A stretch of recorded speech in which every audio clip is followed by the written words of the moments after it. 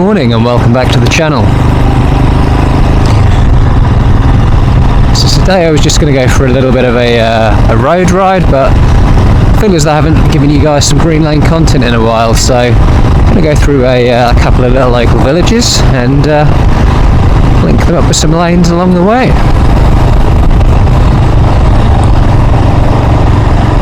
It's minor speed going past this horse.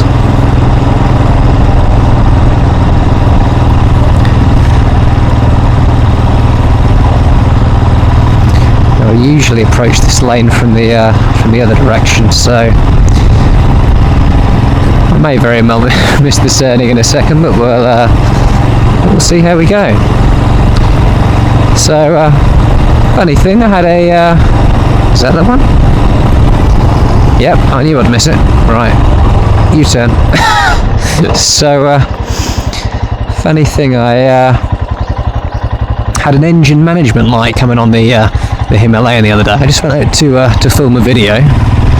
Got about 3 or 4 miles down the road, and the engine warning light came on. So I had a bit of a panic, and rather than continuing the ride, I thought I'll go straight home just in case something is wrong with the bike and I do any damage to it. So it's the first kind of little issue I've had since I've had the bike. It's only done 700 miles.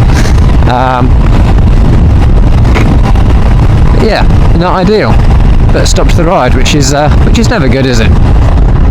So got back home and I turned the bike on and off a couple of times to see if that would clear the light.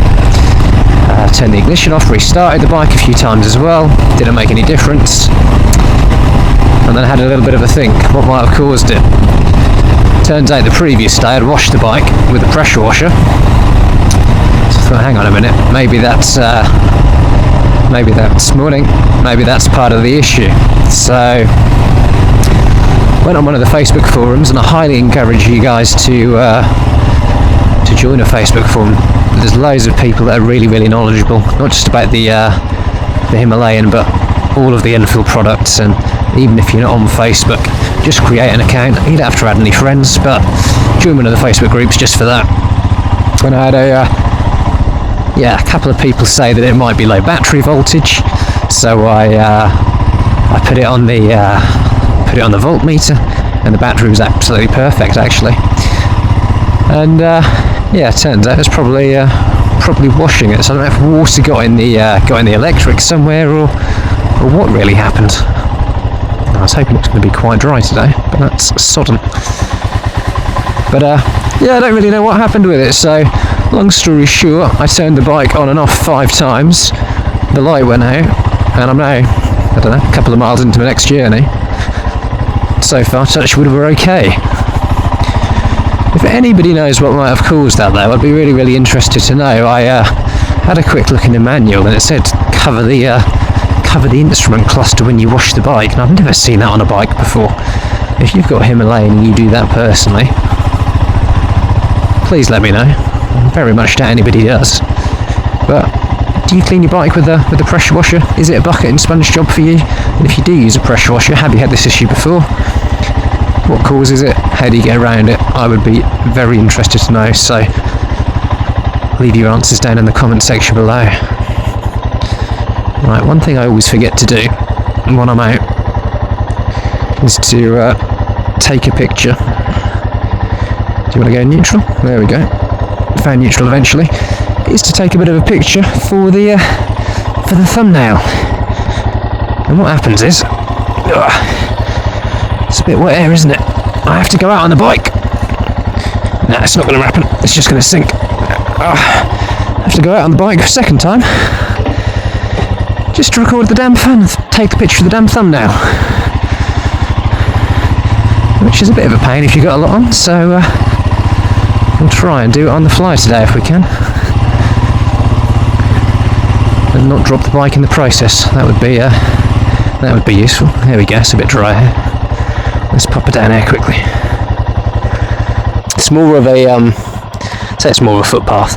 It's definitely not a footpath. I don't ride illegally, but it feels more like a footpath, this trail, than anything. It's on the SOS map, don't worry, I'm not doing anything illegal. But you can probably just see there's a fence line over there, there's houses over to the left of the bike, so even though I know it's fully legal, I always feel a little bit dodgy just riding down it. But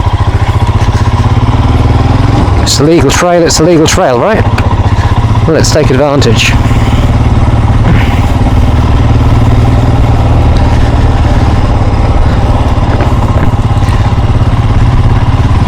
So I've had some dog walkers. Morning.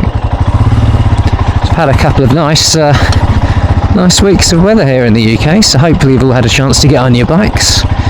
If you haven't, what are you waiting for? Get it out of the garage and enjoy the weather while it lasts, because let's face it, we'll probably only have about 6 decent weeks of summer this year. We've probably had 2 already, so yeah, get out there and make the most of it.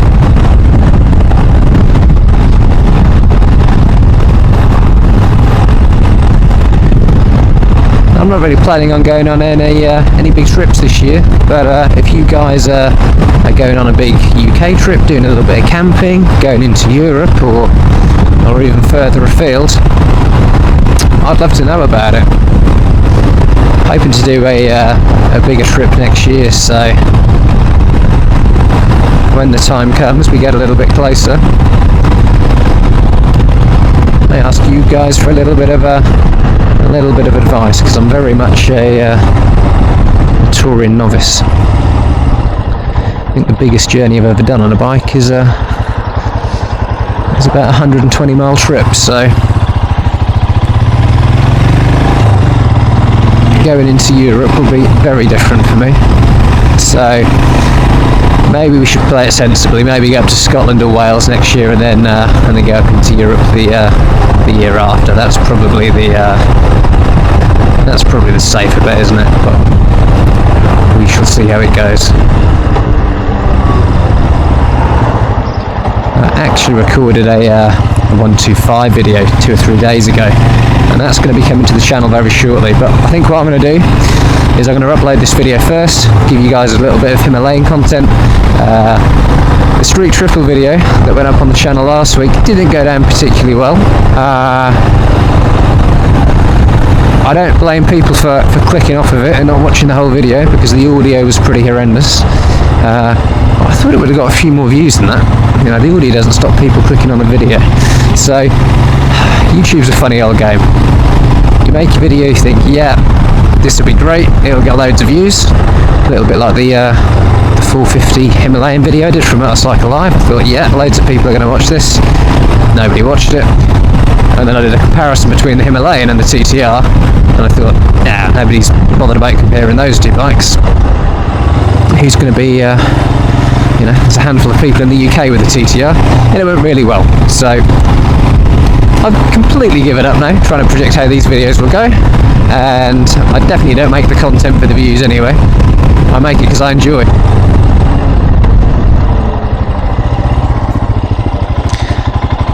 Okay.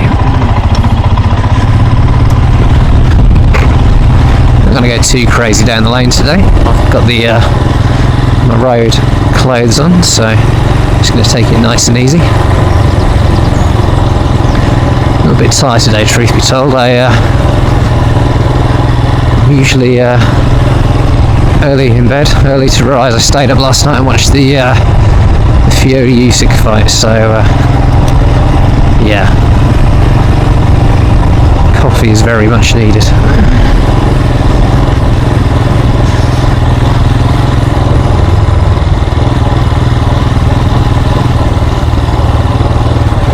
I'm hoping in the very near future I can bring another bike to the channel.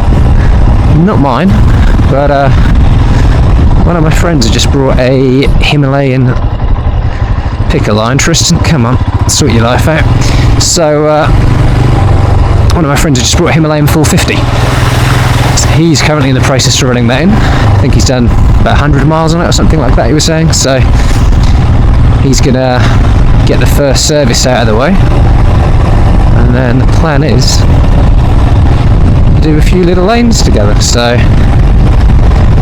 that'll be quite nice to bring you some content of something slightly different. I also have a friend that's got a Land Rover Freelander who usually comes out laning with me in the summer, but his car's broken at the minute, so it's not really happening, which again is a bit of a shame. Okay, I think this is going to be wetter down here than I'd like it to be, especially with these road boots on. Just going to go around the edge of this. So I brought you down this lane once before from the other direction, and oh my god, yeah, we can sneak around the side of this. Once before from the other direction, that was with the helmet mounted cam, so with the chest mounted setup you should actually be able to see the trail rather than a view of my front tyre. This is probably my favourite lane in the local area. It's got a bit of everything, a little bit of sand, a little bit of mud. The woodland part of it I absolutely love. I don't have too many woodland trails around this area, so it's one that I really, really enjoy. Ooh. Just stand up. Just put that visor down. No, it's too dark now.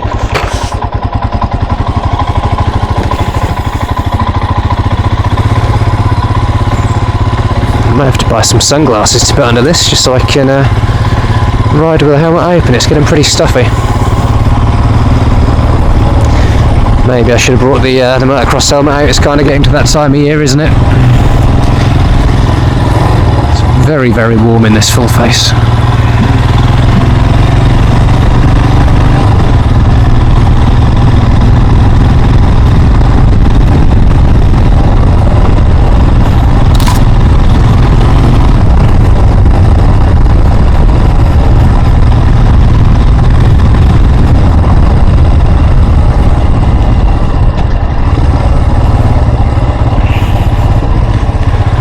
Tend to see a lot of enduro boys down here, so I'm not going to go too crazy around these corners. Don't really fancy a head on today.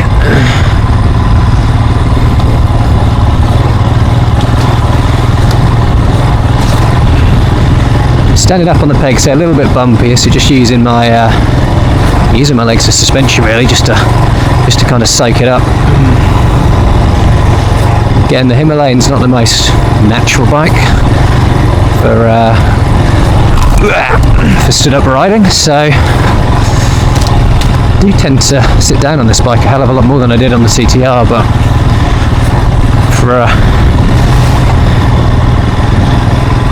a lane that's as undulating as this, I do find it helpful. And then just back down again when we get to a slightly flatter section.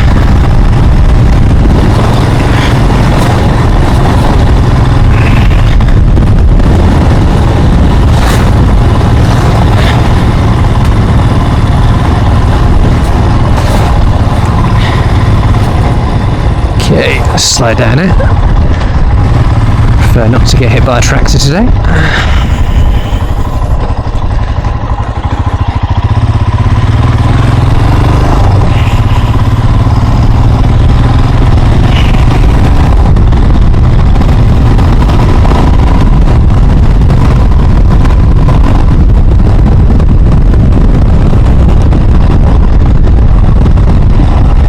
I don't know how well the Insta's going to pick this out, but hoping you can see that view, especially if I stand up. It's absolutely stunning around here. I love it.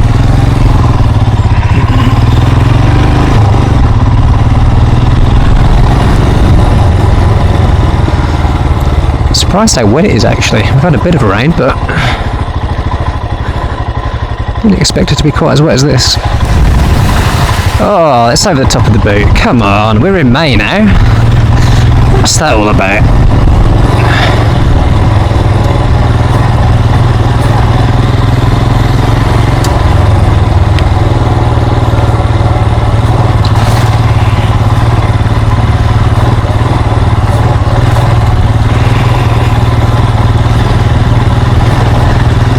rocky section here, so just trying to stay nice and... Go, Mr. Squirrel, out the way, buddy.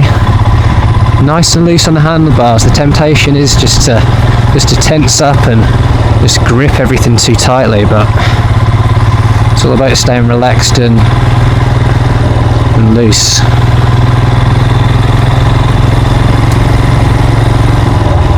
You watch, this will be full.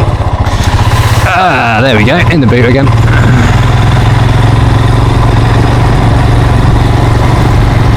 Yeah, definitely time for the MX helmet to make an appearance. I think this will be the last lane today. I'm absolutely boiling in this, and I've got stupidly, I've got the winter trousers on as well. It's about 14 degrees here. I was initially intending just going for that road ride like I mentioned earlier, so I thought I'd need them, but with the lanes, oh, definitely not.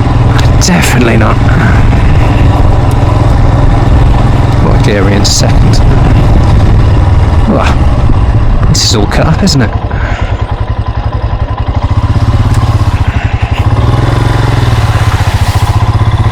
Using a little bit of clutch to get through there. Whoa! That was nearly my first off. Whew. And my second. Oh dear. Whew. Right in the mouth moment there. Oh dear. No matter how many times you do that, it always shakes you up. Or is that just me?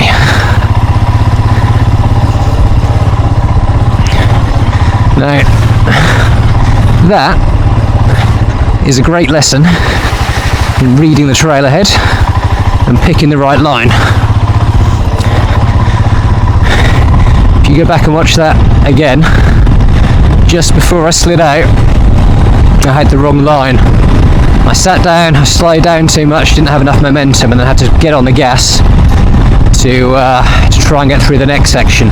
Realised I wasn't on the line I wanted. Turned too much with the front wheel, and it nearly had me off. So it wasn't necessarily too much speed there that cost me. Just poor preparation and not reading the trail enough. Probably talking to you guys. I'm moaning about the helmet, but yeah, we'll shed some layers next time we come out for sure. But we're just approaching the end of the trail now, about to hit the road, so I think we'll wrap it up there. So as always, thank you all so much for watching. Ride safe, and until the next time, goodbye.